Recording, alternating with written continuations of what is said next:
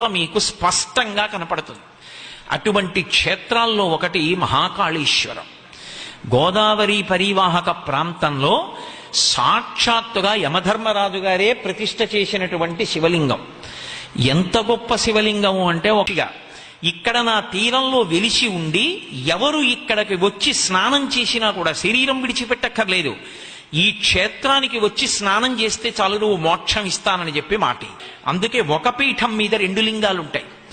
గోదావరి మాత ప్రార్థన చేసినప్పుడు వచ్చినటువంటి స్వయంభూలింగం యమధర్మరాజు గారు ప్రతిష్ఠించిన లింగం. అందుకే కాళేశ్వరం అని పేరు. ఇప్పటికీ కాళేశ్వరంలో ఉన్నటువంటి గొప్పతనం ఏమిటంటే, మీరు శివలింగాన్ని జాగ్రత్తగా పరిశీలిస్తే ముక్కు కన్నాలు నోటి కన్నం కనపడుతుంది. అభిషేకం చేసినప్పుడు కొంచెం ఒడుపుగా ఆ ముక్కు రంధ్రాల్లోకి నీళ్లు పడేటట్టుగా అభిషేకం చేయమంటారు. మీరు అలా ఎప్పుడైనా వెళ్ళి చూశారో లేదో నాకు తెలియదు, కానీ మీరు చాలా మంది చూసుంటారని నేను అనుకుంటున్నాను.